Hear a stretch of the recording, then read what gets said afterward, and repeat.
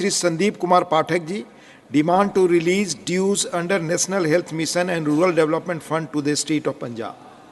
धन्यवाद उपसभापति महोदय। आज मैं पंजाब के संदर्भ में एक बहुत महत्वपूर्ण मुद्दा आपके समक्ष और आपके माध्यम से इस पूरे देश और सदन के सामने रखना चाहता हूं।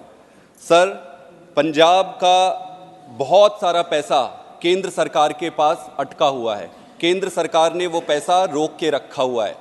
लगभग आरडीएफ जो रूरल डेवलपमेंट फंड है उसमें 5,500, नेशनल हेल्थ मिशन का 621 करोड़, एमडीएफ का लगभग 850 करोड़, स्पेशल असिस्टेंस का 1800 करोड़, टोटल लगभग 8,000 करोड़ पंजाब का पैसा केंद्र सरकार के पास अटका पड़ा है, रोका हुआ है किसी किसी कारणों से। मैं आज आपके माध्यम से केंद्र सरकार से हाथ जोड़ के विनती करता हूं कि सर, पंजाब के साथ अन्याय ना हो, पंजाब के अधिकार का पैसा उसे मिलना चाहिए। अगर मैं आरडीएफ की बात करूं सर, तो रूरल डेवलपमेंट फंड मोस्टली मंडी के रख रखाव और निर्माण के लिए होता है।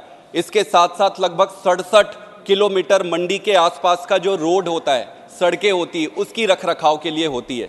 पिछली सरकारों ने किसी भी कारण से वो पैसा किसी दूसरी चीज़ों में खर्च कर लिया, तो केंद्र सरकार ने वो पैसा रोक दिया कि भाई आप उसको सही उपयोग नहीं कर रहे हो। बिल्कुल सही है, लेकिन अब सरकार बदल गई है।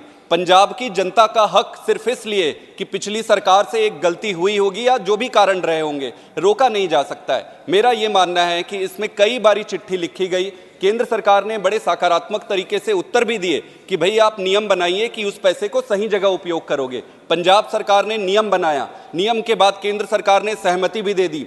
हमने, पंजाब सरकार ने तो धन्यवाद तक दे डाला केंद्र सरकार को कि सर आपका बहुत बहुत आभारी है। पैसा फिर भी रुका हुआ है, सुप्रीम कोर्ट में मुद्दा चला गया है सर, अब सुप्रीम कोर्ट पे लटका हुआ है। दूसरा है सर नेशनल हेल्थ मिशन का। सर, यहाँ माननीय मंत्री जी भी बैठे हैं, उन्होंने नेशनल हेल्थ मिशन का सर लगभग 621 करोड़ रुपए रुका पड़ा है। इसमें यह कहा जाता है कि आम आदमी क्लिनिक जो है उसका केंद्र सरकार सपोर्ट नहीं करती है, एनएचएम के जो पैसे हैं वो उस पे जा रहा है, इसलिए रोका गया है। पर सर, नेशनल हेल्थ मिशन के पैसा तो दवाइयों में भी जाती है, मशीनों में भी जाती है, जिला अस्पतालों में भी जाती है, तहसील के अस्पतालों में भी जाती है, और भी कई अस्पताल है उसमें जाती है। अगर केंद्र सरकार चाहे तो वो स्पेसिफाई कर दे कि भाई हम आम आदमी क्लिनिक पे पैसा नहीं खर्च करोगे तो आम आदमी क्लिनिक के लिए ना दे सर, बाकी के लिए तो दे। और ये मैं स्पष्ट करना चाहता हूं, आम आदमी क्लिनिक के लिए पैसा पंजाब सरकार अपने जेब से लगा रही है, उनका फंड है। तो मेरा ये मानना है कि इस पर ध्यान देना चाहिए। सर, बड़ी मुश्किल से जीएसटी का पैसा मिला, इसके लिए मैं केंद्र सरकार को धन्यवाद देना चाहता हूं। अगर वो नहीं भी देते तो हम क्या कर लेते, सुप्रीम कोर्ट का चक्कर लगाते रहते।